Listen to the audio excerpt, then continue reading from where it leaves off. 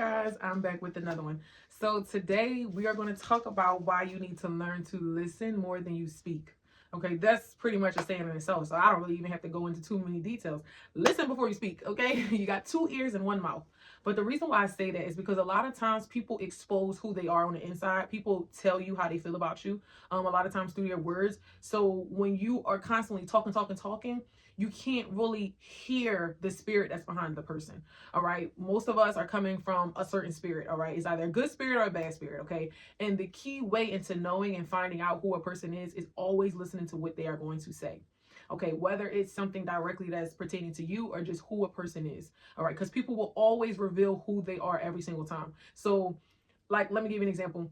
Let's say someone is talking about themselves, right? And they're or let's say you have a friend that talks about every single friend, right? And you start to notice like, you talk about all your friends to me, right?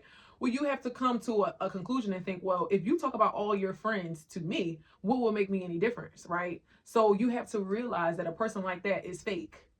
Okay, they're fake. So that's a great example in seeing who that person is. All right, so learn to listen to a person's words more than you speak. When you speak, all right, and you're not fully listening, you are not seeing the spirit behind the person. And the biggest thing with that is that we can have people in our lives that should not be, and we don't know because we did not vet them long enough to just listen to them. And a lot of times too, when you learn to be more quiet, you can tend to weed out the people who aren't genuine, because a lot of times people feel very uncomfortable with quiet, like more, laid back introverted people. So if you are a little bit more quiet and you listen and you let people just speak, like let people show you who they are, especially if you're dating somebody, right? If you're dating somebody, getting to know somebody, oh, trust me, let them speak everything.